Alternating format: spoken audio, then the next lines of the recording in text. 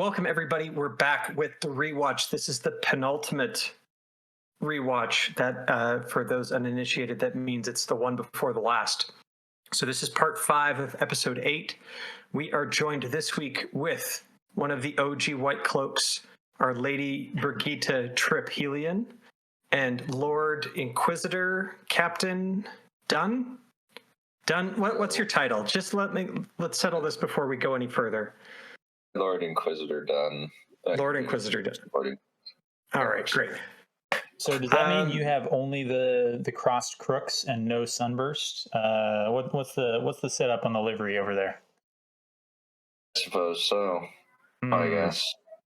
His avatar is a Santa hat right now, so I think he's not necessarily book canon. But so he's not in uniform. Okay. Not in uniform.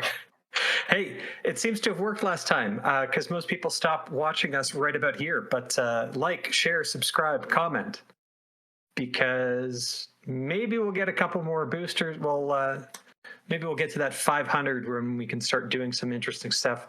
Maybe we'll get 1,000 one day. We can dream. But Tryp and Dunn, if you guys want to detail what you're drinking tonight and reminisce a little bit about the last time you were on. Dunn, let's go with you, because is it Gatorade this time, or have you left the church? No, it is Gatorade. I have my half keg bottle of Gatorade. I just want to throw a plug here that I'm glad to hear you're still on the Gatorade. Dane, if we could avoid, we have a little bit of a schedule tonight. If we could avoid the 40 minutes of you waxing poetic about the positives of the Mormon faith today, would be super positive. All right. No, I feel like I got through all that the last time, even though you edited all that fine stuff out. Yeah. I thought it was actually still there. I was very complimentary. I appreciate it. I left some in. All right. Not all of it. But Dunn's on Gatorade. Do you want to wax poetic maybe a little bit about the episode you did with us? We got to see the major ruining of Perrin Ibarra's character, where they gave his hero moment to Egwene and turned him into a completely useless little piece of garbage. Whose legs weren't even tied up. He was taking it like a pet. Yeah, and apparently 12-year-old, I think like actually 8-year-old me has more fortitude when it comes to pain because I have a foot-long scar on my back from a screw going up my back. Right, which you mentioned. Guess what? I think they continue in that vein in what we're about to watch here. I'll shout out to you when I think it happens. But Perrin, he sometimes somehow turns into more of a pussy. Tryp, you've been with us a bunch of times. I have. You're original gangster White Cloak, but you were on the very second one, and then we gave you an episode that focused a lot on Matt's character desecration. Are you excited to be back for an episode without any Matt whatsoever? Well, considering what they have done to him, I am perfectly fine with that. Okay, great.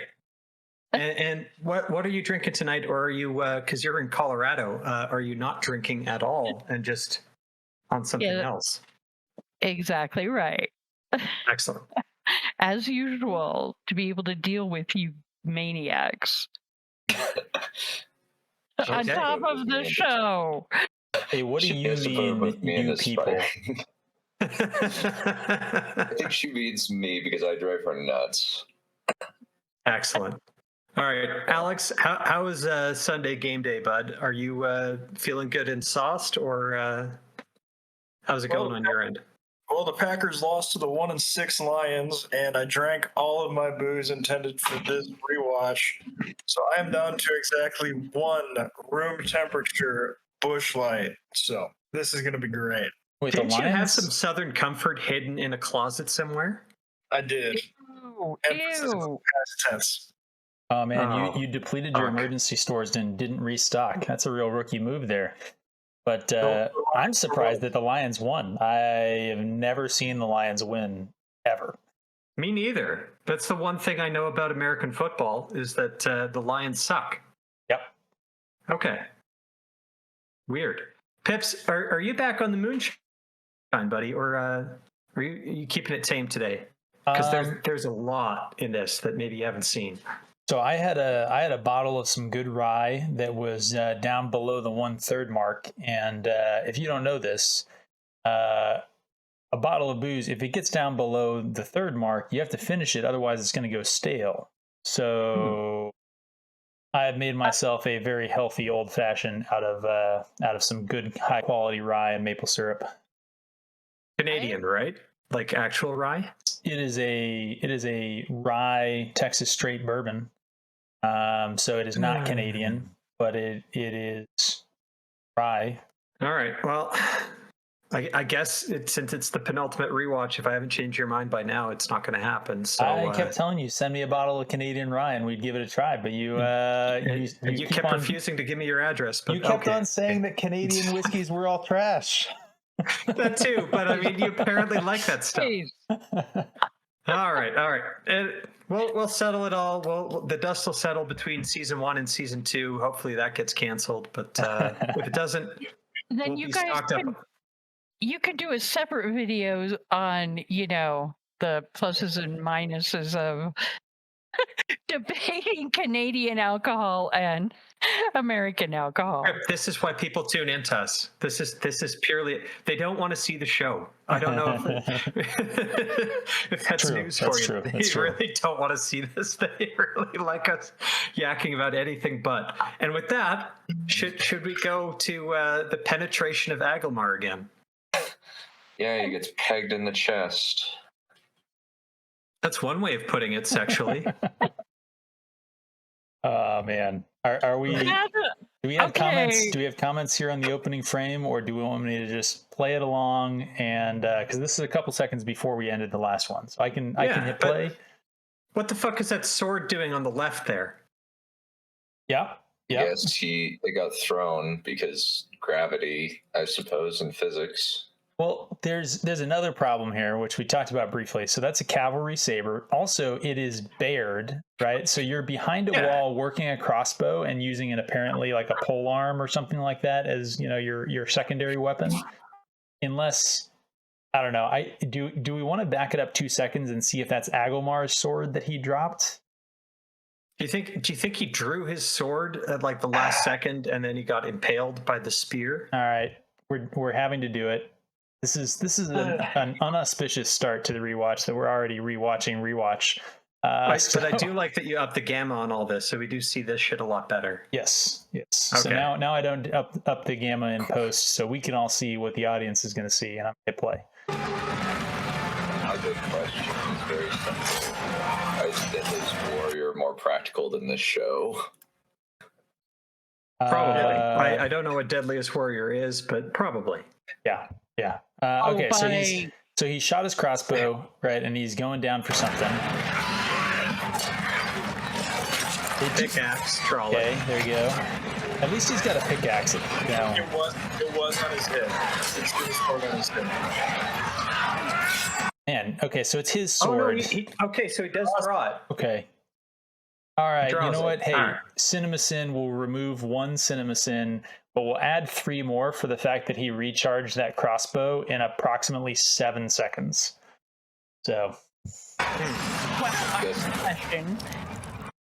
Oh, see, it fell out of his hand, basically. It did, yeah. When he got for you gentlemen who probably know a lot more about this than I do. So, number one, they've got torches basically lighting every window, every aperture, right? Seems kind of dumb. Well, I kind of get that, but then they all stand right in front of the fucking window.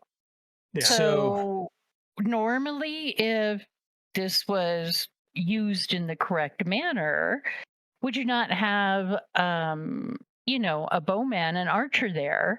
And when they weren't shooting, they'd probably be to the side of the window so that Yeah, So I think typically speaking, the arrow slit is narrow at the outer end of the wall, and it's kind of wider inside the wall, so that the archer standing back there can get an angle of fire. yeah. But more to the point, this wall seems like it would have been infinitely more effective if it didn't have any of these arrow slits whatsoever.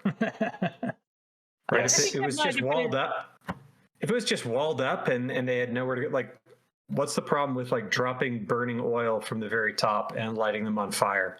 It would have been effective, and then the super girls wouldn't have had their moment. I thought you didn't see this episode, Pips. Oh, I've seen the memes. All right, I've seen, okay, you've seen the memes. Yeah, I know the high notes. The wall is kind of like the Hollywood squares of the Wheel of Time. Take your pick. And just go through it or shoot an arrow through it or Block of Swiss cheese. All right, pause here. oh my god. We're back on the horse watch. I don't know if you saw that, Pips, a frame or two back, but Bella's in that stable. Well, I mean, this is a dream, so the fact that they totally killed count? Bella, it doesn't really count. Okay, but you bring up a good point here, Pips. Is it a dream? I mean, is it a dream shard? Is it a construct that was pulled out of Rand's head? It honestly made up doesn't matter by because Izzy? all of the things that you're saying are things that haven't been established in the show at all. Well, So- exactly my point. Here in a little bit, where we see Rand make a comment about, ask Egwene that question. Well, okay, I know you haven't seen it. I'll bring it up then. But I'm like, well, where is this information coming from? Yeah. Okay, I also like that the tables that are set up around here seem to be like fruit vendor tables as opposed to anything logically at a homestead. But we saw the What ring is there that again. thing? We saw his ring. So we've theorized that it's either a friendship ring with Luz Theron Telamon. It's the ring of Tamerlane that he stole from Lewis Theron, or it is the Age of Legends version of the Aes Sedai ring. That's my personal pet theory. That they're like, Aes Sedai have rings. He's an Aes Sedai. Give him a ring. That's what I think. Well, you left out the best one. It's a golden cock ring. damn it, Tryp!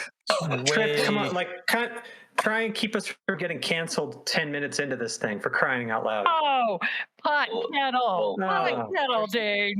That thing's way too big. All right. Okay, just notice the blood when you see this. Yeah. It comes from his fucking fingers. It doesn't come from her neck. Well, yeah, because the practical effects are trash. Stop it! What? Yeah. That is true. He just squeezed a ketchup packet between his fingers. Yeah. God. That's hilarious. Yeah, whatever. Okay. Oh, there it is. Oh, yeah. and now let's play the video backwards. How did you do this magical CGI? Fuck's sake. It looks so real. Hey, on the plus side, that's actually some consistency from the show. If we remember from episode 4, Lan's blood also flowed back into his body when he was healed. That's how it works, you see. Apparently, You get a giant pool of like 17 liters of blood, it'll just pour back in when the healing happens. All that sand inside to kind of clear the arteries out. It's good. It's, it's like leeches. It's very restorative. Anakin Skywalker, Lan is not. And like sand.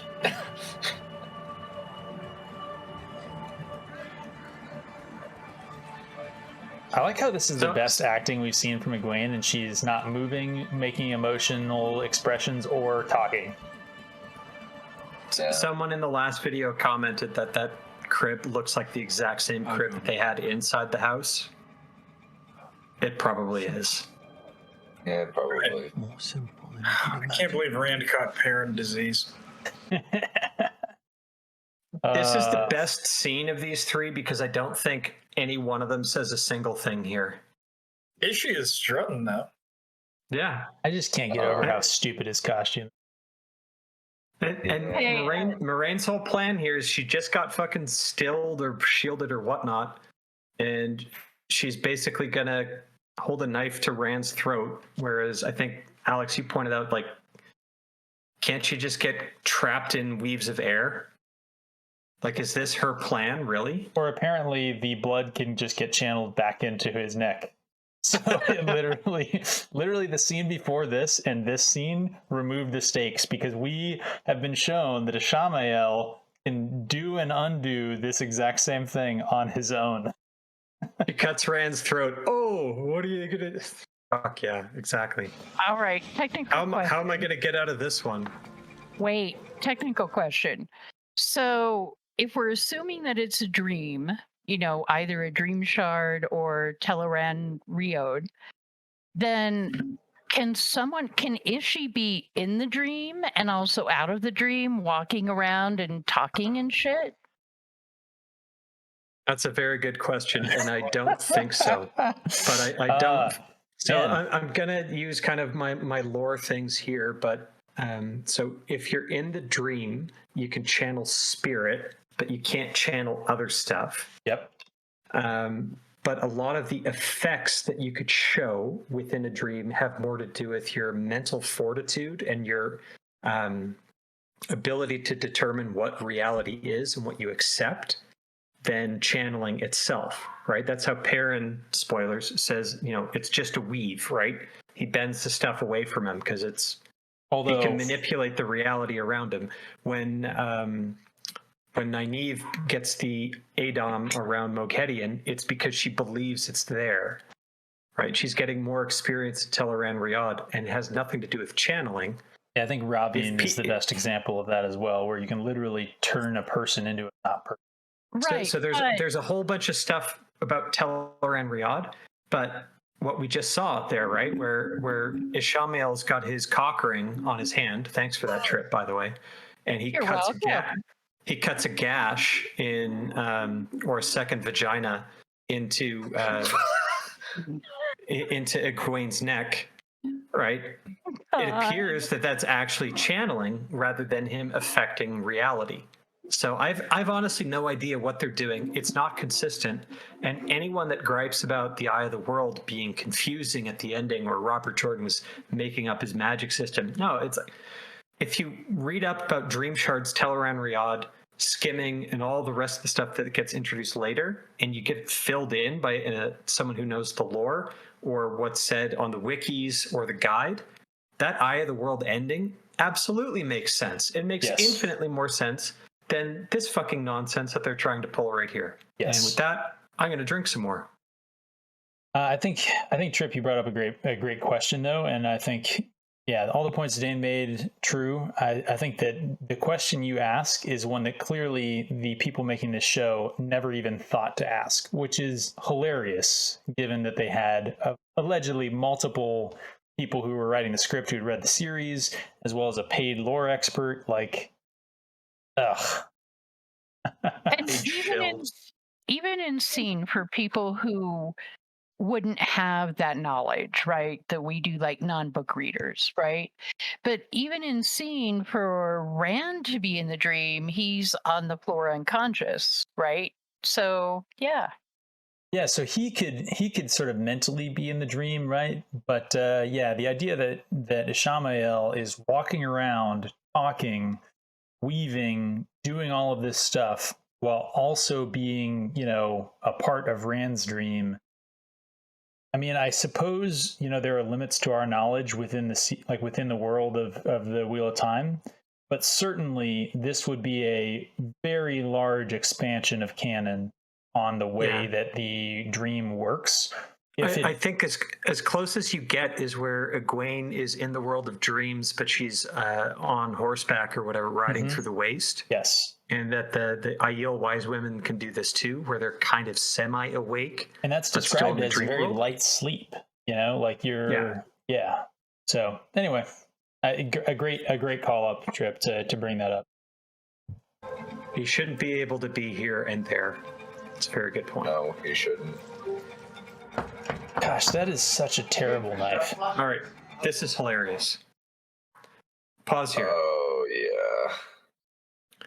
So our two women guards notice the torches are lit inside. We'll get to what it comes outside. They hear a man speak the password, and they don't think, wait a second, I thought we sent all the men to the wall. Or the Yeah. refugees out of the city. Also, to be able to look out and see who it is. yeah, I was gonna say, is this supposed to be some sort of a sally port, which is typically set into a larger door, not into just a wall, right? And it would have a peephole, right? It would have a little flap. You would think this fails on multiple levels, but it's like, all right, we're guarding this door. We don't have kind of like an eye hole or something that we could slide open to see who's saying this. It's a man who shouldn't be in the city because they sent all of them off to die. This is going to annoy me because now like looking at this, there's even more problems with this. All right, so that door opens, hinge on the right. You have two people who are standing guard. The person who is going to be blocked by the door opening it is not the person opening the door. The woman on the left is the one opening the door with her right hand, meaning she can't draw her sword. And the woman on the right is realistic. It's this is what you get when women become soldiers. You know what? Fuck off, Dane. Hey. Animation right down, here. girl, First down. arrow getting shot at me in Mystery Science Theater. Pew. And by the way, they couldn't put a window in the door because they only had a certain allotment, and they used it all in the wall. True. Those torches. But those should be reminded. Those windows this are is just color holes. boosted. There's no glass there. But this shot has the brightness turned up, and it's still full of shadows. anyways, two women guards. They hear a man talking, and this is fucking retarded. He walks out. All the torches are gone, and there's clearly two Murdral and this guy in there. They walk out. And they walk out. Who gave you those words? Sorry, Alex, I interjected, but did you have something to add here, bud?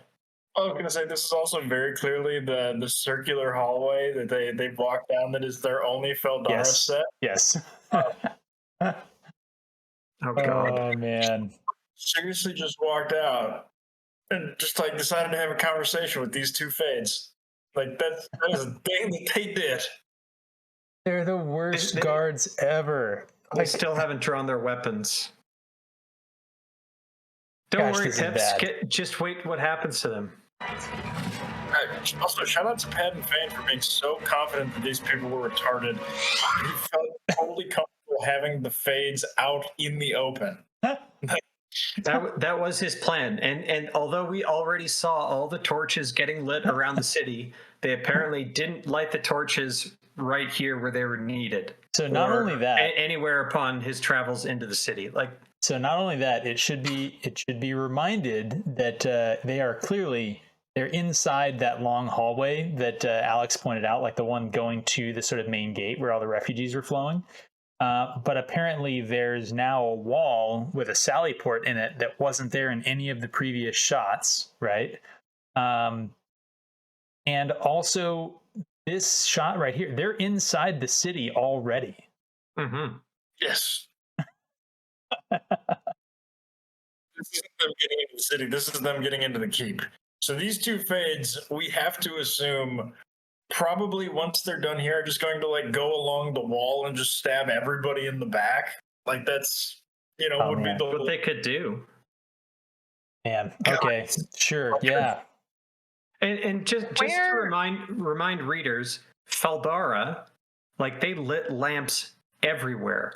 Anybody with a hooded cloak would get basically shot, right, or arrested. You weren't allowed to hide your face or wear a cowl. So these two guards, they pop out. They ask the question, who taught you those words? And they don't react to the two cowled figures that are flanking this guy. With clearly pasty Myrdral faces.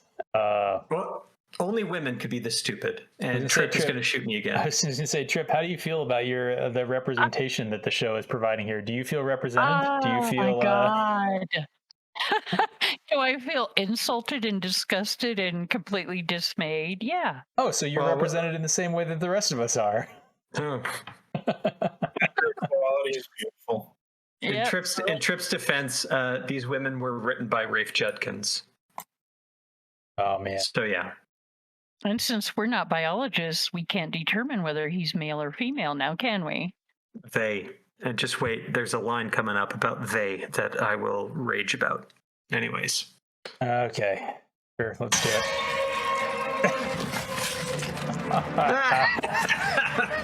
That's my favorite part of the series right there. I totally forgot I'm watching a CW show. Okay, can we pause here? Oh my gosh. So I just want you guys to note a couple things from this frame.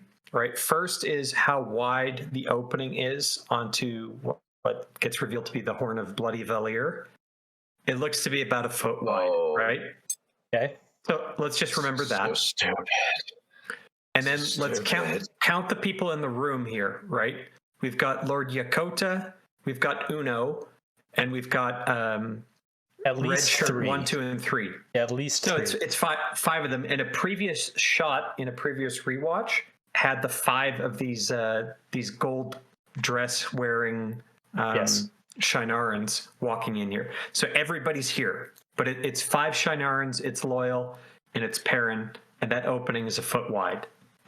That's all I wanted to establish with this frame right here, because it nukes what's coming up later. All right. There it is. Look how fucking short Uno looks here. Just a fucking man. Learn at the last battle. It's called the pattern. What? And do we have Loyal bending over so that they can pretend like he's taller or something? I was going to say, actually, it's nice to see Next them put question. something, short or sort of small next to Loyal, but I wish they just, consistency. This is also the first time that they ever mentioned what the Horn of Valere in the show, whatsoever. Whereas, if you guys recall the books, it gets mentioned very early on. Like chapter Right. 3. Yep.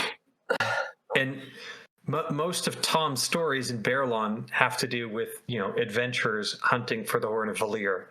Yep. And it comes up over and over. And when they bring up what is the Eye of the World, it's like, whoa, in the Borderlands, the Eye of the World is about as big a legend as the Horn of Valere. Like, it's everywhere. Yeah. This is the first time we fucking hear them even mention this. It's carefully twinned with the Horn of Valere to the point where it's just like, oh, he was setting up the whole time that they're one and the same. It's funny when you say that, right? I wonder if this McGuffin was sort of added after Matt exited the show, and they're like, oh my gosh, we have to have something happen at the end of this series.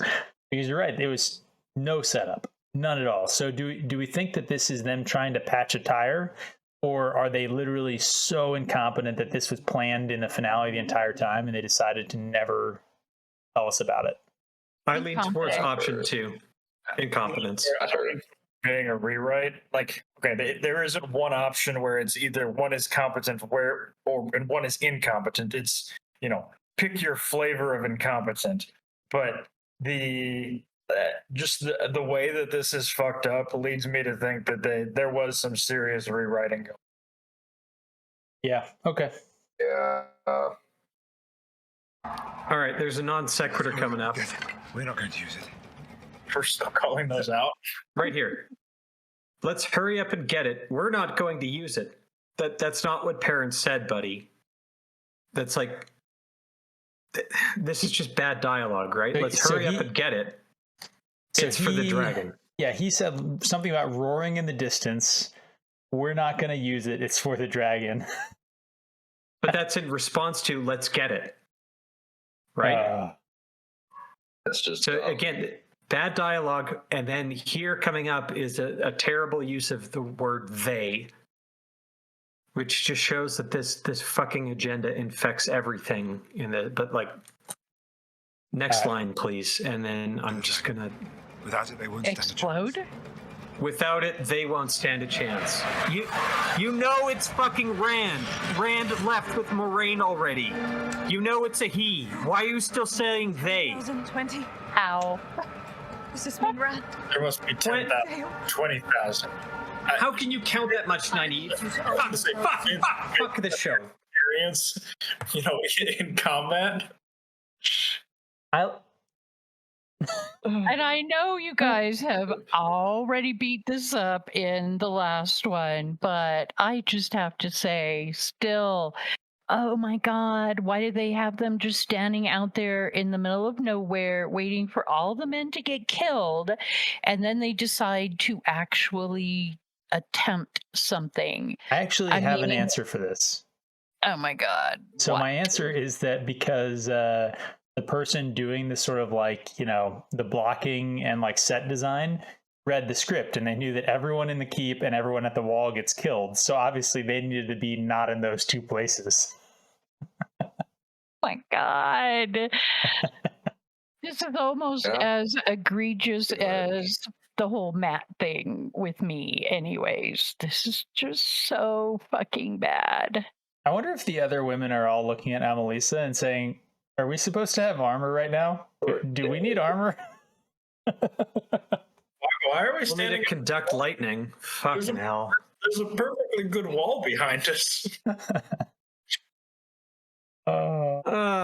We stood out in this fuck, Alex, you place. make an actually excellent point. Like, you could stand out on the outcrop, like on top of that wall, and then you wouldn't be putting yourself in danger, and you would be just as effective as a channeler. The cliffs, all those things, you'd be more effective. Your line of sight from the walls of the keep would be infinitely better. We've established that you can see Tarwin's Gap from the walls of Faldara.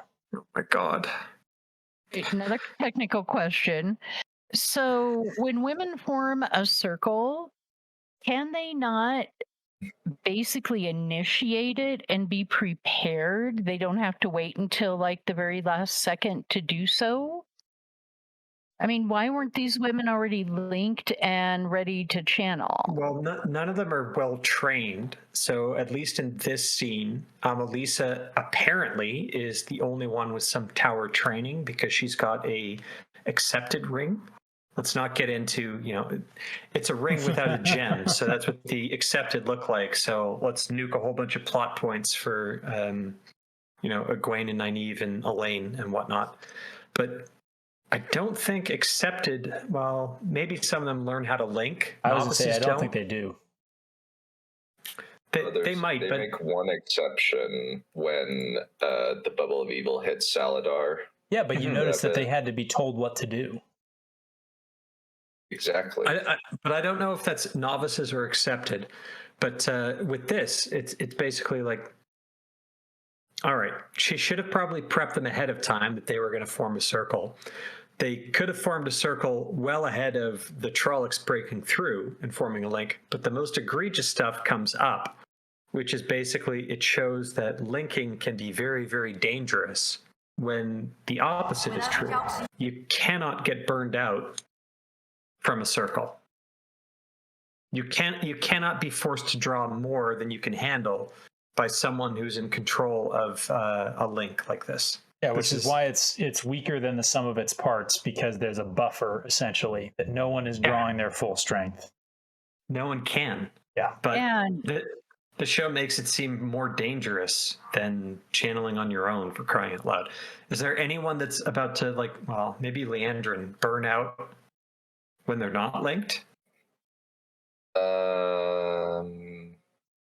Leandrin, you're drawing too much. Maybe that's it. Yeah. All right, let's watch it happen, I guess. You with the one power, accept it. Let me in. Sounds very sexual. Wait a second. I'm sorry. Okay. We may need to go back just a half second here for the point that I want to make. How close are they going to let them get? Yes. When they have lightning. You don't have to go back a half second. You got to go forward an egregious 270 degree panorama. So we're going to look here. There's going to be the overhead shot. We're going to see the wall, right? I need you to open yourself. Yeah, got it. Okay, there we go. Right. So that shot shows their distance to the Trollocs and the wall, right? Mm-hmm. And then here in a second, we're going to see the distance. So they're at the base of the cliff going up to Yeah, Valdara. and we've already discussed they should be on the walls of Faldara Yes, because 100%. So But these five women are obviously retarded. Yes, and we've seen the distance between Tarwin's Gap and this, where like the entire block of Shinaran soldiers was like a little smudge on the screen from that They had distance. to charge this way. Yeah. Yes, and then we're gonna pan here. Let me in. They're gonna be 7 feet away from. Soon. Are they 7 feet? This still looks like they got some distance to cover, these Trollocs. But like the distance that they covered between the wall and here. It's about half. It's about half. Am now. I the only one who's looking at this thinking that they just teleported like 3/4 of the way across the gap? I'd say half. Maybe 3/4. That's All fair. right. All right. Okay. Sorry for wasting everyone's time. Apparently, I'm the only one. Also, cracking up their arrow slits on the inside of the wall. Yes. Well, we already established that actually, right? The wall is a Trolloc wall. It was built facing the other direction. So that actually makes perfect sense with the previous established theory on why all the arrow slits are installed backwards. Yeah, that's right. Oh, And another just technical, Oh, no, go for it. just a quick technical question. So again, with the linking, so I thought the linking was that each individual woman basically, connected, started channeling, right, or touched the source. So I watched this scene without book knowledge, and I'm thinking that Amelisa is channeling all of the power and feeding it out to the other women, which makes no fucking sense when it Yes. should be exactly the opposite way. They're also doing So this it weird looks like jerk. Egwene here is connected to the circle before she actually connects to the weaves. But this is part of the show's problem with how they depict channeling actually happening with these weaves coming into them. Yes. Like, why not have her glow? Right? Yep. Very She odd. she nimbus. embraces the source, a nimbus, a glow, or whatever comes around her. She's kind of on the edge of that's how I would have pictured it And happen. you know that they all this really, shit. narratively wise, they really wanted to give her a halo. So I know.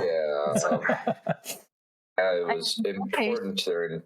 It was important to their artistic vision. I mean, didn't we see them give either Nynaeve or Egwene a halo of daggers in Steppen's room / the funeral room / the other 7 rooms in the White Tower? Just wait Well, for sword fighting. Matt actually agrees because he had in chat that he thinks that's their way of attempting to show the shared glow of a circle. I know. But It's very it stupid. And failed the only thing you can give them credit for is this overhead shot coming up where the weaves appear to be brighter coming from Nynaeve and Egwene feeding into Amelisa. So I'm just going to pitch an idea here. Obviously, drunken on at least a good 3-4 fingers of bourbon at this point. But if I was going to do linking, just shooting from the hip here. So all of the women would start to glow with a sort of nimbus that is showing that they're channeling. And then the nimbuses would spread and join together. And almost like a blob? Yeah. And then one person in the middle would start kind of actually channeling weaves. But just a glow of light, like individual lights kind of turning on, and then the glow would suffuse and spread through the group. Wait, why didn't you get hired by the show, Pips? Wait, are you a man? Oh, I answered my question. Of course. Well, as far as he's a eunuch horse, obviously. Excuse me. He's not a bloody gelding. Read it on the screen there. Not a bloody gelding. Yeah, but you needed You needed an assist for that, did you not? We're not getting into the technical details. We're doing rewatch here, Tryp, and we're about to see a little honestly, bit of a. Can I just say right now? Let's put this to bed, okay? If the guidebook to the whole Wheel of Time can resurrect Bella from getting fucking killed in the last battle, spoilers, sorry, then I think retconning Pips' nuts is a minor thing, and we can all accept it. He's not a bloody gelding. It's not minor to him. Well, actually, Oh, you guys are actually all forgetting the other possibility. So, like Dr. Evil, Pips was originally a tripod, and so they thought they gelded him, but they actually didn't. So now, like Lance Armstrong, still got one totally functional. And or with that, the other possibility is that basically Ravine was the one who gelded Pips in the first place, and when Rand balefiered him back in time, it was done so far back that Pips's nuts reappeared.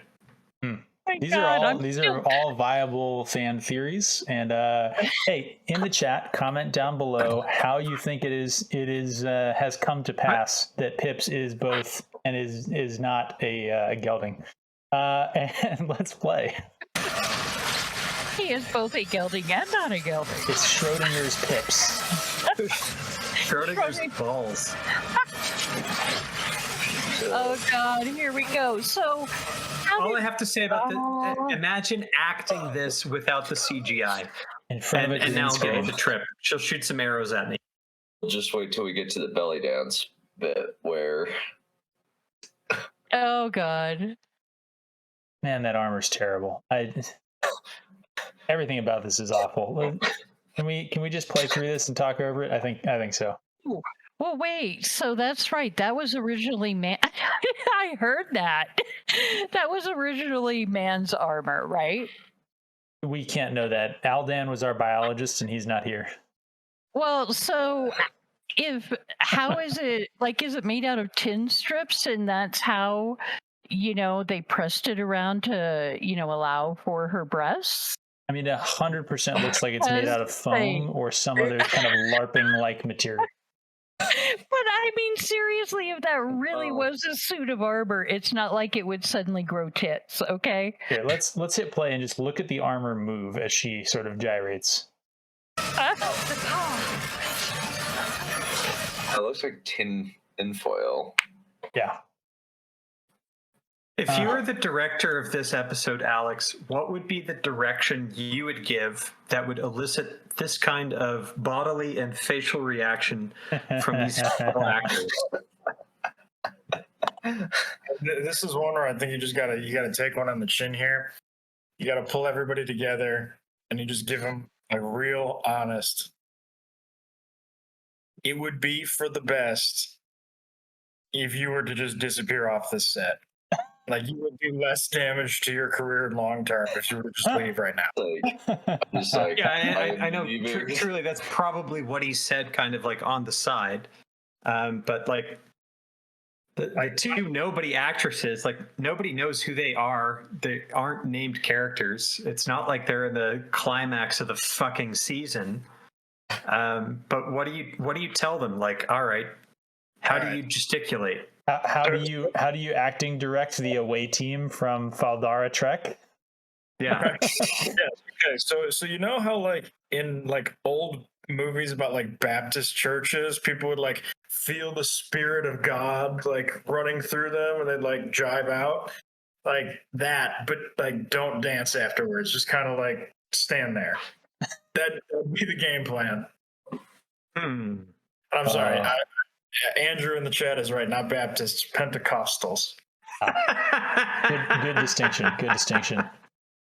Are we supposed to take away from this that Egwene and Nynaeve are like more powerful because they have more lines going to them? Is that? Yeah. I noted that earlier. And when you see it from up top, they're basically feeding all the power into Amelisa, and maybe that's why she gets drunk on the power.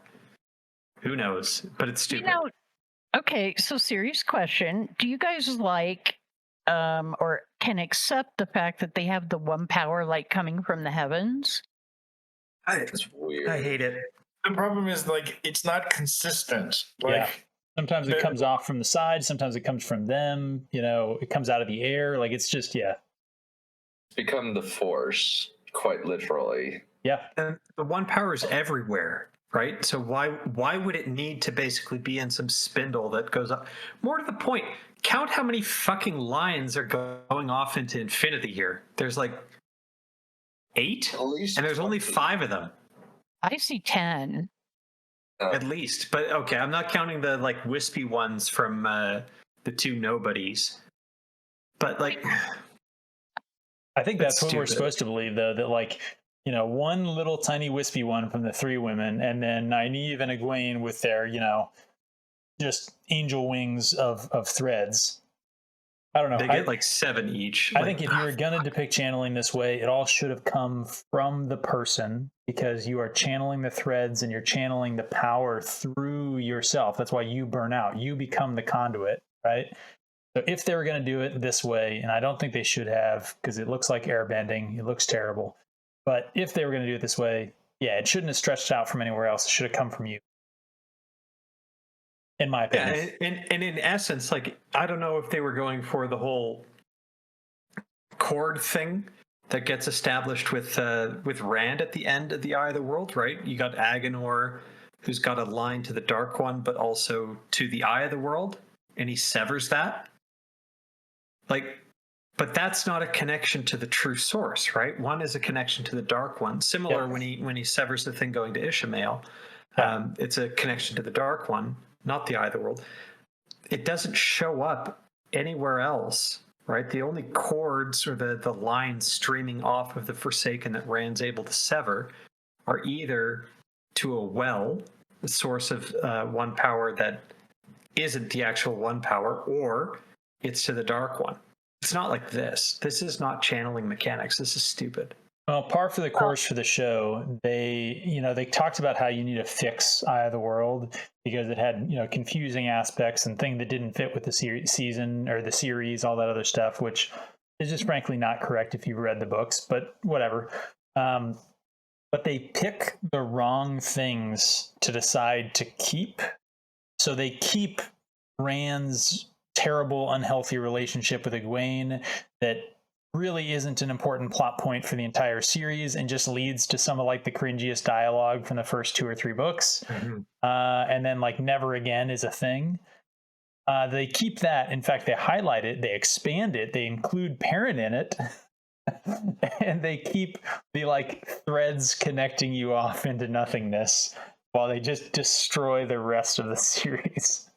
The only thing we can be thankful for is they didn't add fucking Matt into that triangle. Make it a fucking Egwene quadrangle. Oh, season 2 is coming. Oh, fuck. Airtight Egwene. Wait for it. All right, should we move on? This sucks. Tryp, done. Do you have anything to add before we hit play? Well, I do actually. So I want to keep an eye out for, I'm pretty sure everything comes again from the skies, from the heavens, like the lightning and everything. And doesn't channeling, like if you are actually channeling a bolt of lightning, did that come from the women or did they weave above them so it looked like lightning? No idea. Well, in the books, right, you don't actually channel lightning, you channel the conditions for lightning, right? That's why lightning gets around the foxhead.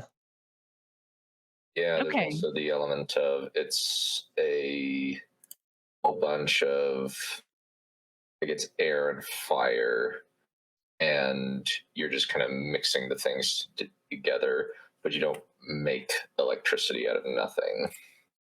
So it would not look like it's going to look, is my point. I want to just say that before we get there. Probably not.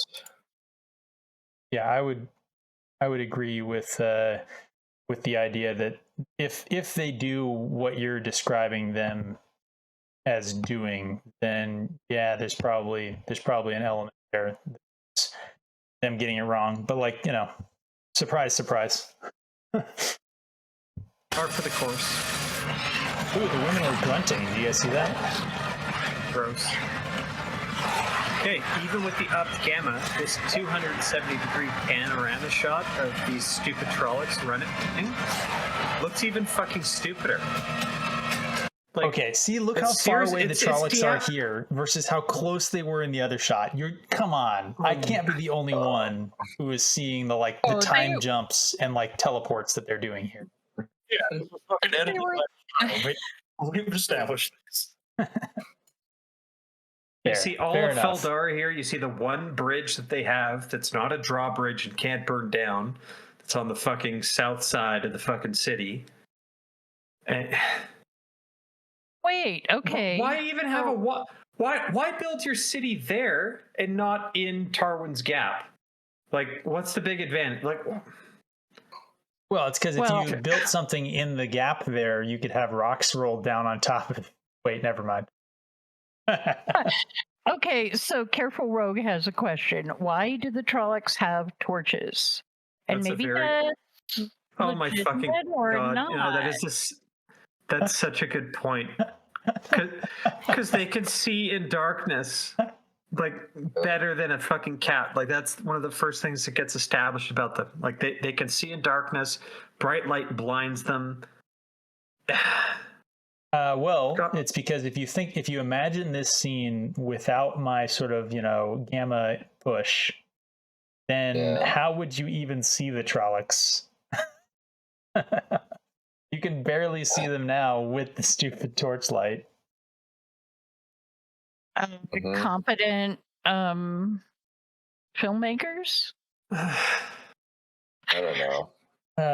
Chat bringing up a I good watched question. this earlier today, and I took like 2 pages of notes to bring up stuff that I thought was fucking retarded that maybe you guys hadn't seen before. And Careful Rogue in the chat points out, another thing I missed. This is so fucking bad. The shit mine always goes deeper. Oh my god! It's an endless mine of crap.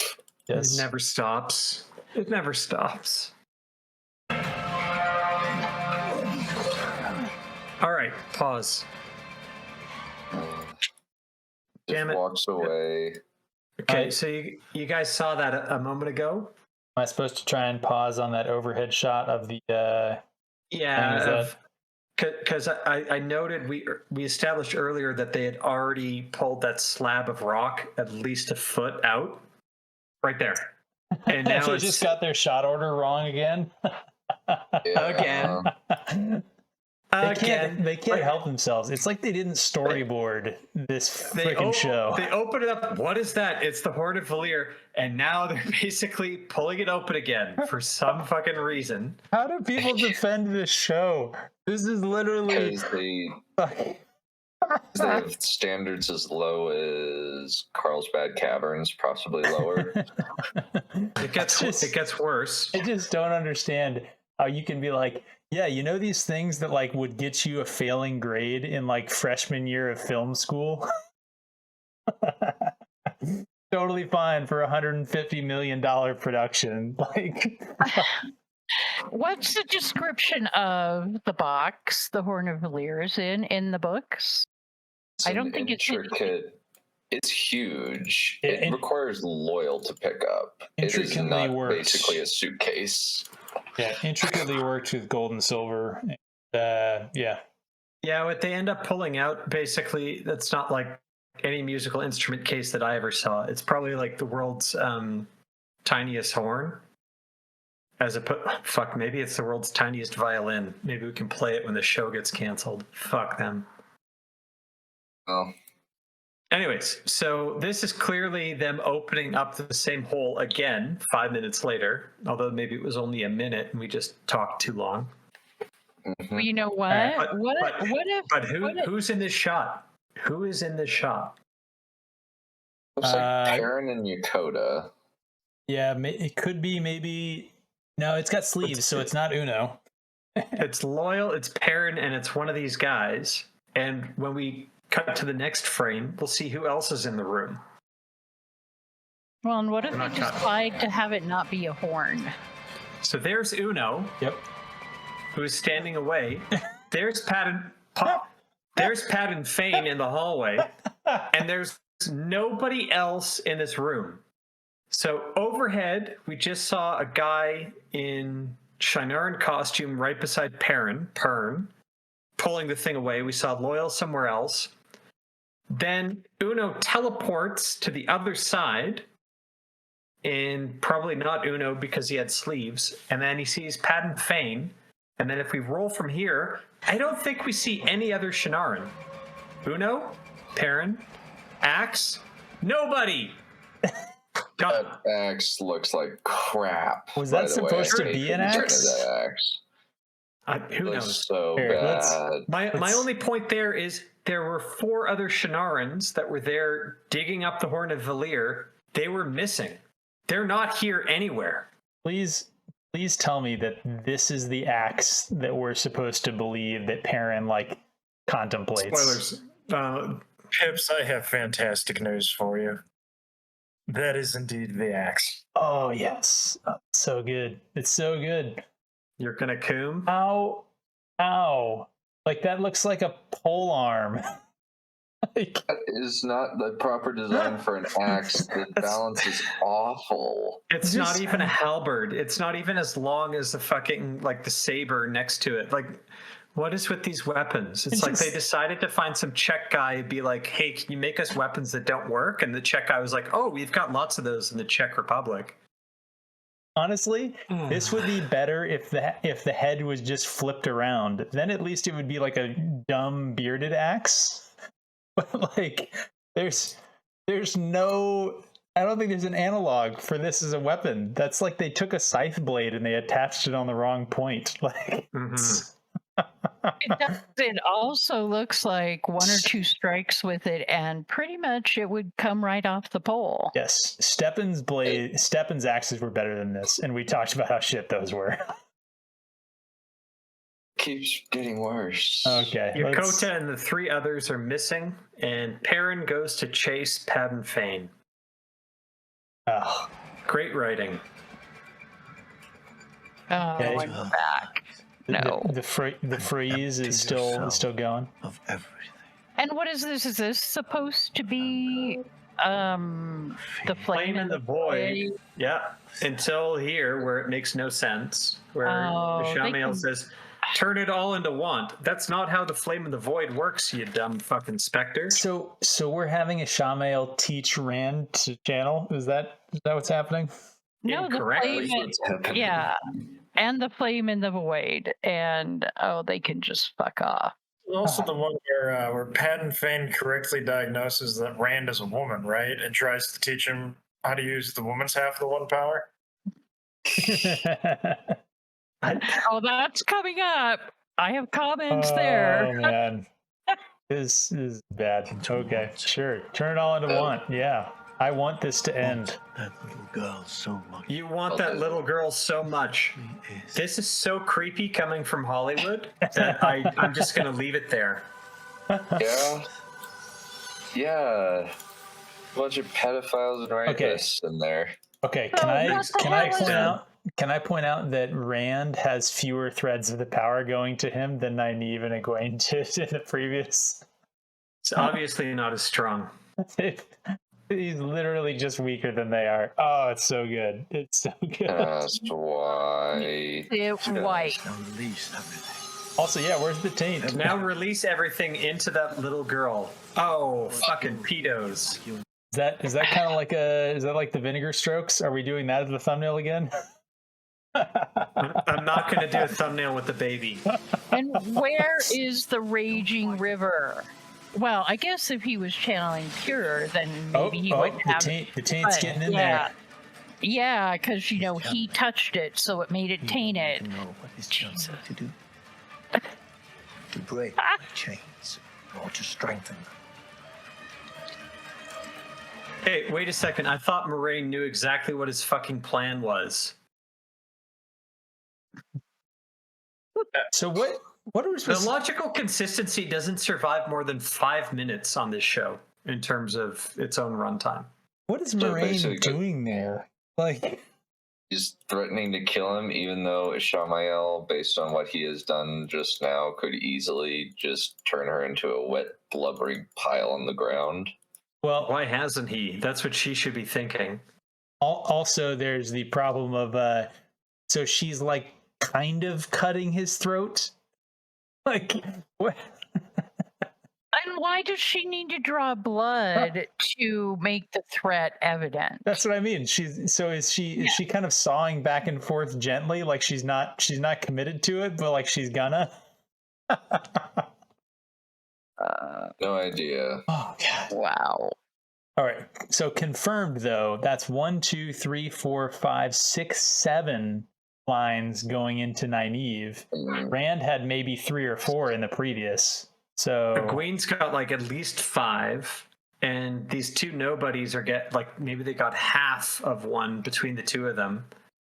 But yeah, Well, it's like all. And Amalisa doesn't have shit going into her from herself. She's basically just sucking up Egwene and Nynaeve's female juices. Oh my god. And I get shot again. So you notice how, number one, this is a star of power, gentlemen. Right? I guess they're doing a Jewish cultural appropriation or something. There'd have to be another Jews point. have a 6 point. Yeah, the Jews have a 6-pointed star. This is the Satan star. Oh my god. Okay, but my main comment was going to be They're that witches. I read the books. The white folks were right. you know how the majority of the show is pushing basically women good, men bad, right? You know. Is that a thing the show's pushing? I hadn't picked up on that. We need to discuss that further. Is that a thing? Whatever. Maybe they're pushing it. They're just doing a pretty bad job of it. Okay, wait. Okay, but so typically you would expect that, you know, the upcoming scenes that I know Pips knows about, where, you know, we have the burnouts and stuff like that, that would reflect, that would reflect poorly on their message, right? About women, that these women have failed. But what I noticed is in this particular scenario, they have it that it's okay if that happens to women because they're doing it for such a noble cause and sacrificing themselves. As opposed to, you know, some of the other directions we've seen happen when men fail. Except that one thing I want to throw in here, Tryp, and feel free to debate, but I think they killed all the Trollocs already. And Amalisa just gets drunk on, well, Amalisa at least will get drunk on power, and she can't control herself. But I'll stop. Good point, actually. I'll stop saying like spoilers, but we can run it through for Pips because he hasn't seen this other than memes. Okay, let's do this. Have a drink, bud, before you hit play. My glass just got empty because it's. Yeah, Greg's. Oh, and then we have to have, what is that? The whip of power that circles around her? As if we couldn't figure it out without those kind of... Just imagine them acting this without the CGI. All right, pause here. Yeah, where did they come from? Exactly. Now these two idiots are here. Are they prying this cover off for the third time? No, well, now they're at the actual metal mesh of the crowbar. But this is not the stupidest part to happen. So we just had Uno, Loyal, and Perrin right here. And they're not here now. We've got Yakota and this guy. Pern. Sorry, Alex, you're right. And now what? So Pern fucked off. He went to follow Padden Fane. In between, Yakota came back, picked up the crowbar, and he's going to start crowing this stuff up. But let's see what they do, because this is beyond hilarious.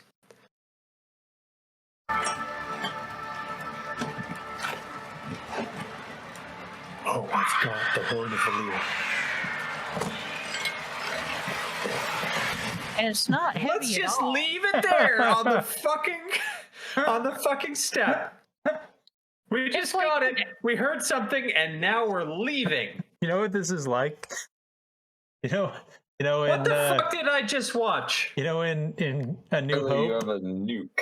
You know, in A New Hope, where all the stormtroopers in the Death Star are like guarding super important doors and shit like that, and Obi-Wan just like uses the Force to like make a little like a pop or like a sound down the hallway, and they're just like, let's go investigate that.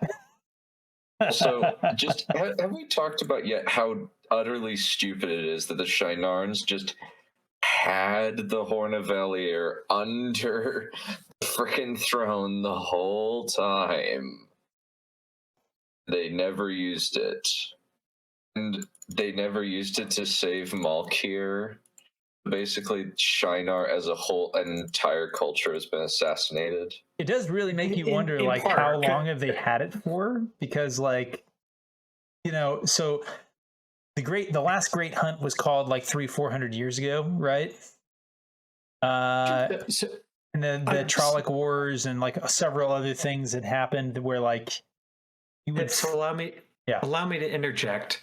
And this is, if we recall from the Great Hunt, Lord Agelmar, who was not stabbed through the chest by a Trolloc, what he made mention of was for the second book. If you haven't read the second book and you're watching this, like go read the second book. I'm saying about him getting stabbed. Oh, you said Agelmar. I was thinking Ingtar. Yeah. All right, continue. No, who's Ingtar? Come on. Sir not appearing in this film. Exactly. But Lord Agelmar was begging Moraine to take the Horn of Valere away from him because the temptation was too great. The temptation to take it, take his troops and try and ride for Shale Ghul and win the war for the light single-handedly. So could that character have sat on a throne in Faldara knowing what was buried underneath it? No.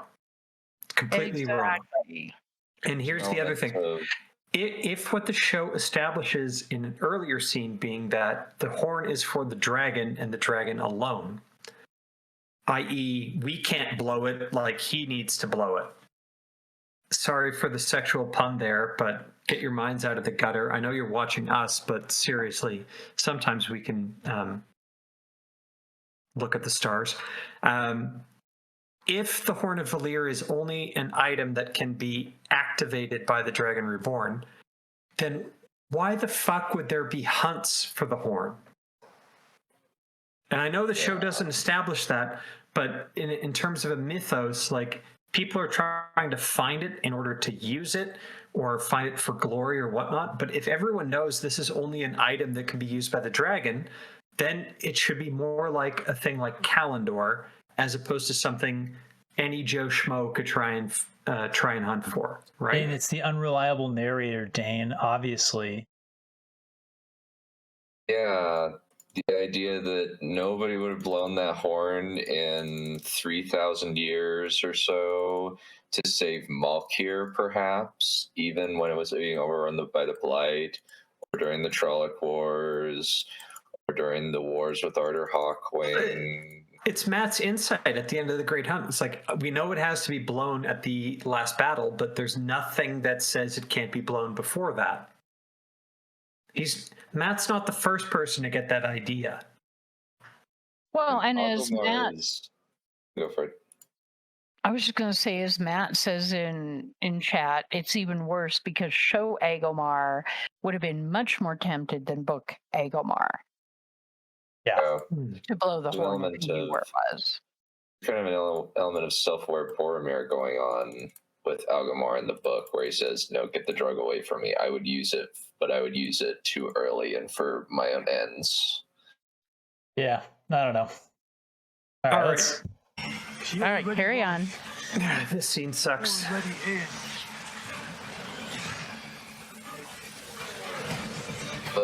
Acting. Rand sees that face and is like, "I'm doing a good thing." He's channeling his cum into his baby girl. Like, oh my god. Oh man, that was a lot of gyrating they were doing there. Are you guys ready for this? The city that's never fallen again. Yeah.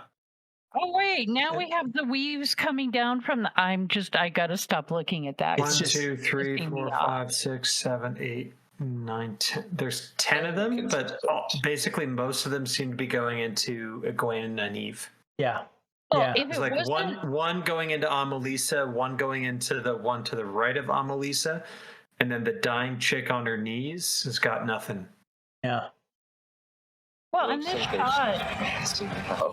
Who would have designed it this way? This looks like absolute ass.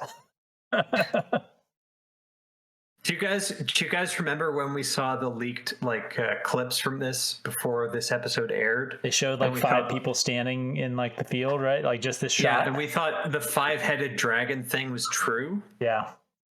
And then we thought, oh my god, that sucks. That would have been better. No.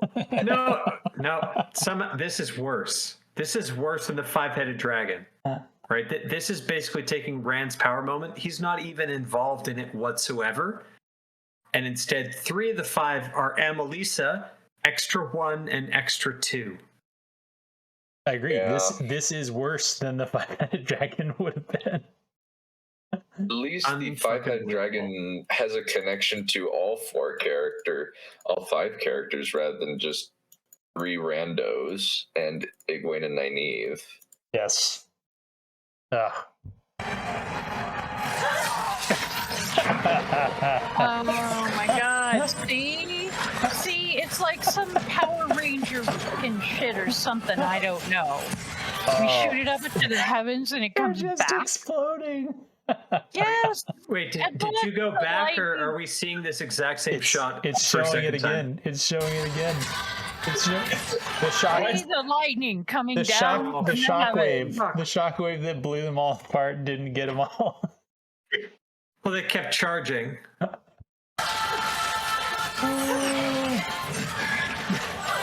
I don't think. This is And her not- eyeballs have burned out. Hey, instead of being, hey, you know who got burned out? Like in the Multiple books, people. Satala Nan. Burned out, can't even sense the power whatsoever. Did she have eyeballs? Yeah, she did. The fuck is this? Yeah, we can't confirm though if Luz Theron Telemon or Eldrine still had eyeballs though. We can't confirm. Oh, we I can know actually. Satale Anan had eyeballs. She was burned out So from the mishap with Anura, she got burnt. Yeah, at the end, she still had her fucking eyeballs. The fuck is this? This is maybe what Itchy should have looked a little bit like. If only they could do that properly. Yeah, honestly, that would have been better. If his face would have just been like molten whatever, it wouldn't have been eyes and a mouth. But like if it would have, yeah, that also would have been better. Gross. Oh my god. Gosh, the music in this show is such trash. Just wait. Well, and they're That's- acting like the source is like some kind of physical thing, physical entity or energy that's coming into your body that makes you shake and makes you like fill up or whatever. Tryp, the acting is like actress one. Her only relevant experience was Dora the Explorer, and actress 2 was Power Rangers. Well, And that's actually true. Wait, I thought Nynaeve's only experience was Power Rangers. Yeah, and fucking Egwene's was only Dora the Explorer.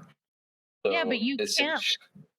So Go Tryp, ahead, what Dan. you're describing is the carrot dildo. So Huh? as the power. Oh my god! Oh my god! Please elucidate, because I don't know what this is. Do not move on. Is that the one? Is Move that the one along. where you walk in on your sister using a carrot as a dildo, and you tell her like, "Ew, that's gross. I was gonna eat that later. Now it's gonna taste like carrots." No, it's that I tease her with the. Wait, about the fact that there Pips, is an Pips, actual what the carrot. fuck? What the fuck was that joke? Is that a North Carolina joke?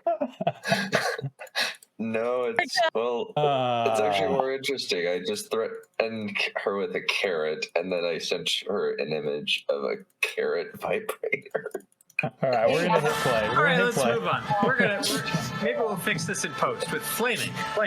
All right, you guys ready for this? The ultimate sin. The ultimate sin. I'm just not ready for the illogic coming up. Oh, but first, Moraine sees Red booming in his pants. Oh, wait. we're going to have interweaving of shots, are we now? No, this is so bad.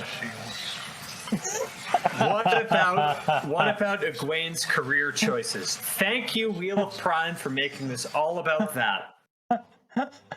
Let's turn Rand al'Thor, the Dragon Reborn, the Lord of the Morning, etc., the fucking wearer of a crown of swords, all that shit. Let's make him into the world's biggest simp.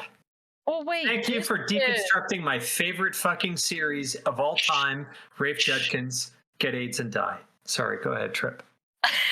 This is their representation of Rand's old-fashioned, caring about women. You know how he keeps the list of all the women that die. You mean how he goes insane? Well, yes, but maybe this is their version or lead-in to that. I don't think Rand gave two shits about Leah's career choices. I'm talking about book versus show. I know, but fuck, if Show Rand decides to basically have a list of all the women that he's nuked their career choices, Oh my god. I don't think there's enough alcohol on Earth to make me fucking forget that. Okay, but my main problem with this, well, one of them with this particular scene is coming up, I think, right here because Rand asks Egwene a question to identify her to make sure that she's real. So No, that was in the previous one there, Tryp. We went Was through it it? already. Really? Yeah, he asked like what they carved into a tree, and then she answered it was a whole fucking paragraph. Right. Well, Which no one would carve into a tree. Like you'd carve your initials into a tree, but you wouldn't carve whatever they said. Right. But that's what led to my whole questioning of where is all this coming from? Because if it's coming out of Ishi's mind, well, he's not going to be able to provide the answer for Egwene. But so that almost means it has to be coming from Rand's minds and memories and construct, right? But if it is, it's again like stupid rings of power. It's like he's the one supplying that information. That would not prove that Egwene is real because it's coming out of his own fucking head. You're overthinking it. This show is written by people with 85 IQ tops. Sorry, that just you guys have rubbed off on me. Damn it. Mm-hmm. All right. Basically, they have no originality. They just keep reusing the same plot over and over again. Improperly. Yeah.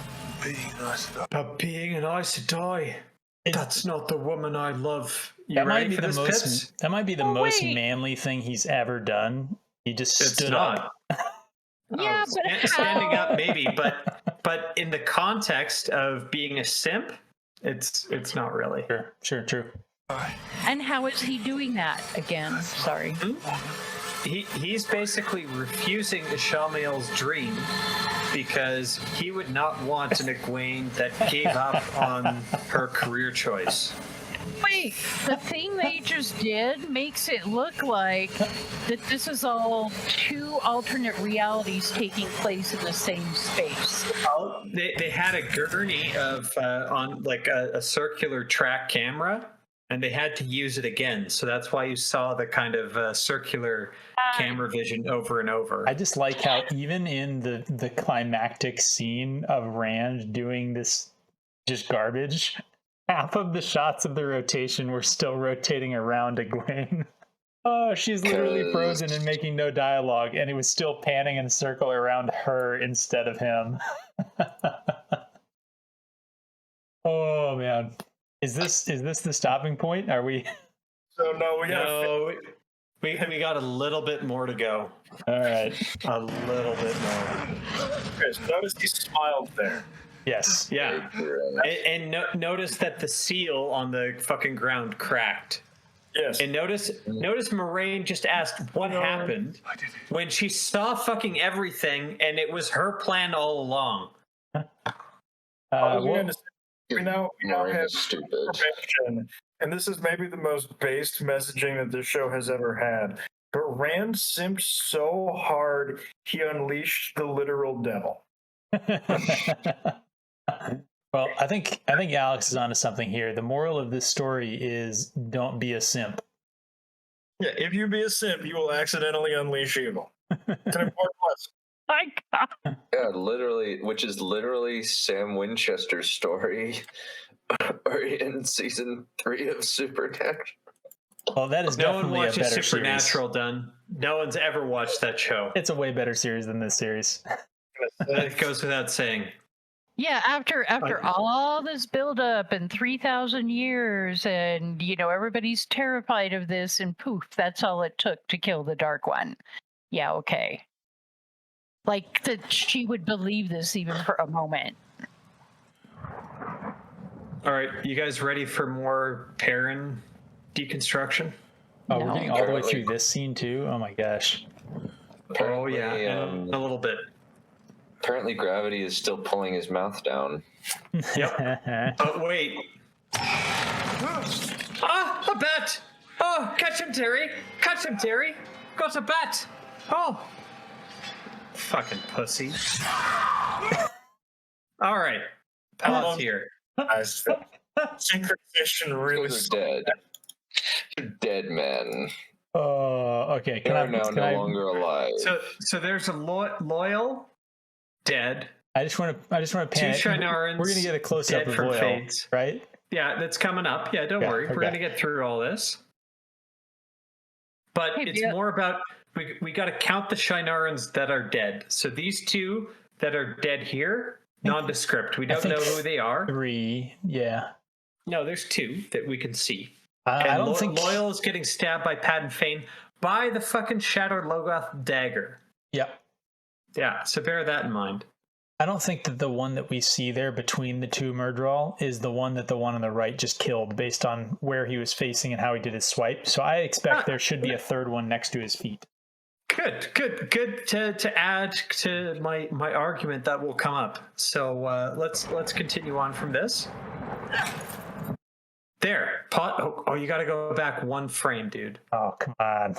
I'm not sure why. I guess they thought that this guy would.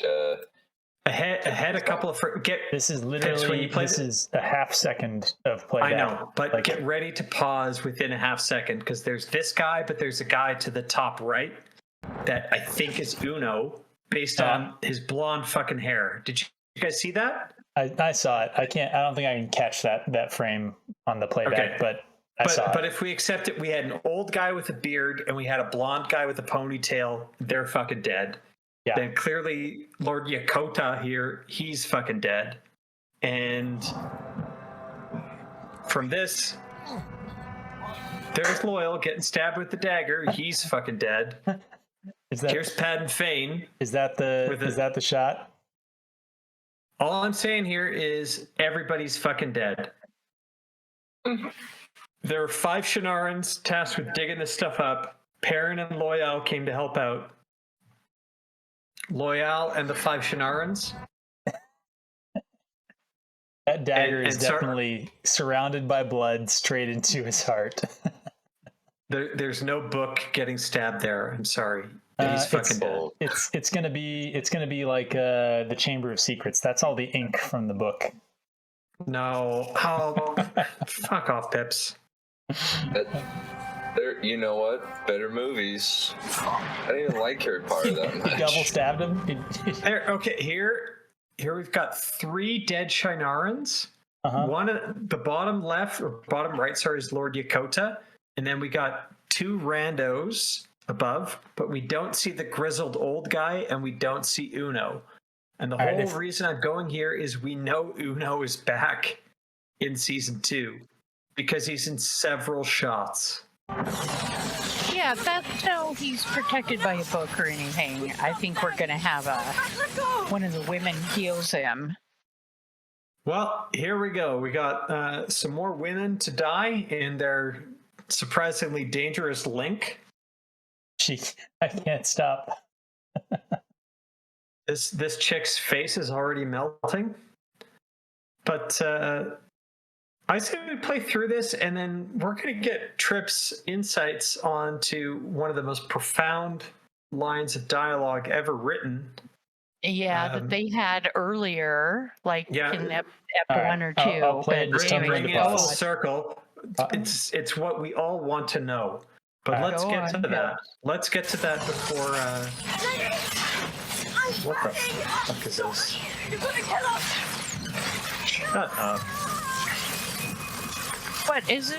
Can they not pull themselves out of the link once they're in it? I honestly can't remember. Okay, if we They pause, can't. they can't, but it's not an issue because this is not a danger from a link. I know You can't that get burned out from it. Is this the dialogue we're supposed to be dissecting? No, Okay. Okay. You'll know it when you see it because it's fucking AIDS times cancer. That's a good point. It looks like Iron Man 3. Oh my god! It's with the Careful, epilepsy. Rogue is on fire. Yeah, dang it, where's the belly dancing? There's a moment where Egwene is belly dancing. Here. It's hilarious. Yeah, right there, Pibbs. It was me. Yeah. We get treated to this once again.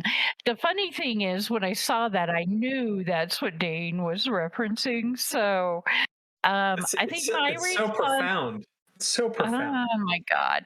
Well, okay, so two things. One would be that if they weren't trying to be profound, they could have simply just said something along the lines of, just remember you're never alone. You know, just from a human standpoint of, we care about you and we love you and I'm trying to be supportive and all that.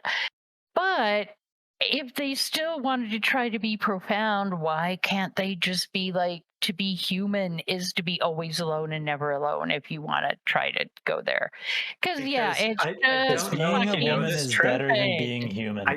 I don't know if you know this. This is kind of a secret that we men kind of keep to ourselves, but we're telepathically linked like all the fucking time.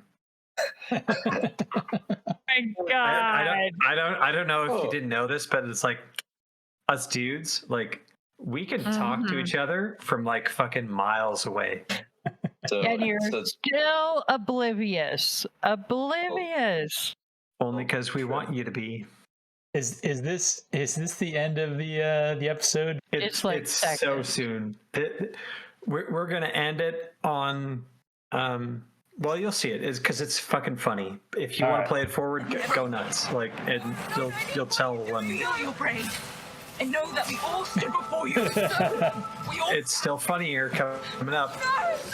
Okay, 90, you're dead. Okay, your head's fucking melted. And guess who else? he looks like the Joker. Dead. Done. Oh my God. And they're trying to. I saw some comment by, I don't know, one of the writers or directors or something that go forward a few more seconds. So No. I thought you were going to end on 90 No. resting on Egwene. Well, anyways, so they're trying to say that it's the editor's fault that Nynaeve looks dead. Either the editors or the whatever. It's fucking bullshit because when she revives, it's basically mourning. No, Right. Judkins dragged out the Judkins drug out the makeup woman and basically made her go on a tour apologizing for the makeup being too heavily done. Like, is that what it was? That's fucking bullshit because fuck Judkins and fuck Ragnar and fuck everyone involved with this. It's another fucking fake out death because bull fucking shit. The only way he's going to get fucking Uno and Loyal back for season 2, and we know they're both back and we know they're both fucking dead in this episode, is Egwene's going to have to do her fucking magic heal again. No, that's the only way. Pips is right. The dagger hit Loyal's book. No, it didn't. He didn't have a book in his fucking shit. It fucking stabbed him right in the big fat gut. He had an ink jar and a book, and it's going to be terribly laughable. I just want to, I want to live in the world where just zero personal accountability. Like, I love the fact that the showrunner is just blaming like low-level employees and making them go on apology tours, and like the buck stops. I don't like it but at here. all. I think Ragnar should never work again a day in his life. No, that's just having to be sodomized by a cactus for a few days. It'll make things all better. No, I think that No, we've that's not seen punishment enough. we've seen the peak level of his skills on Survivor, which is that he's well suited for manual labor, and anything It's that really doesn't not. just have him outside. He can hoe a row, and yeah. So I looked up this to be a woman is to be never alone but always alone quote, and this is going to drive Lady Balefire nuts. It is from a paper about the social isolation of being a new mother. So basically, to be a woman is to basically have a newborn baby and to always be stuck dragging around your newborn baby, but nobody is hanging out with you because you're trapped in your house with the newborn baby, so you're lonely. Why'd you look this up, Alex? Why'd you make the show worse? Because I didn't think they were smart enough to come up with something original, so I figured they had to copy it from somewhere. They probably and what you're proving is they did, and that they copied it, and it was from the completely wrong context. Yeah. Okay. Well, I think even in context, it's pretty stupid. But anyways. So let's do rapid fire final thoughts. Let's get Pips done first because he has to go. In case he has to go. I mean, I'm doing the recording, so it doesn't matter. Okay, let's do Tryp first. Ladies first. Ladies first. Just, I watched the segment a bit before, and it still manages to enrage me. Just the stupidity. It's just very sad and enraging, and I'm really sad because I forgot to make a new toast for Rafe. I did that on the last two, and I forgot. Can you do one off the cuff? Probably not. I don't know. I'll get you started. I'll do the first line. You do the second. Oh God! Get Pips out of here. Yes, we have to get Pips out of here. Let's just. Yeah, we got 2 minutes. So here we go. Really quick. It's like two lines. Okay, Rafe, you suck. You're the worst person ever. Shall we go back to the Trolloc ball sweat? I still think that stands. I hope your saliva continues for the remainder of your life to taste like Narg's ball sweat. How's that? Well, it didn't rhyme, but I agree. That's probably a pretty word. Well, I ended on better, so there's a ton of. Anyways, done. Move on. Done. How are you doing, bud? Final thoughts on this. Keep in mind, we got 90 seconds tops. I hate this show. The scene thoroughly ruins the character of Perrin Rand, the concept of the Horn of Valere. Character assassinates the Shinarans as even more thoroughly than anything else in the show. I also noticed some really weird editing that I didn't notice in the show before. I think they might have edited Madeline Madden belly dancing out of the show because I looked the scene up. I'm just like, wait, where is that scene? I think they might have edited it out. Belly dancing? Literally, there's a point in in this where she is making and she's channeling, and it looks like she's belly dancing. So you're saying you think that they stealth edited it after its initial release? I think so because I'm trying to find it and I can't find it. All right, done. If you find it, we'll make a new video. Alex, final thoughts. You got 10 seconds. Like, okay, so making a show is like building a building. You have to lay down the cause to do cause and effect, the setup for the payoff. This is like if you 3 seconds in a swamp and they're just chucking plot elements that they want to build with, but it just sinks into the swamp. Like after the 50th episode where something just sank into the swamp, it stops being entertaining. It's just stuff sinking into a swamp at this point. All right, and Pips? It continues to be worse than I could have thought, but also better because it's hilarious comedy. Speaking of the swamp and the foundation, and the fact that we've already brought up the castle that burned down and sank or fell over and sank into the swamp from Quest for the Holy Grail, the Trolloc charge scene was worse than the scene of Sir Lancelot charging the castle in that scene where he keeps on like going the same distance over and over again. And yet that was intentional as a gag. And this is just, they can't edit two scenes adjacent without breaking their own like consistency. They literally can't have two stitched together scenes without having it be inconsistent. It's all right. It's like a toddler is in the editing room. All right. I will say, it sucks. Please like, please share, subscribe, please comment, and walk in the light. Fuck this show. That too. Walk in the light.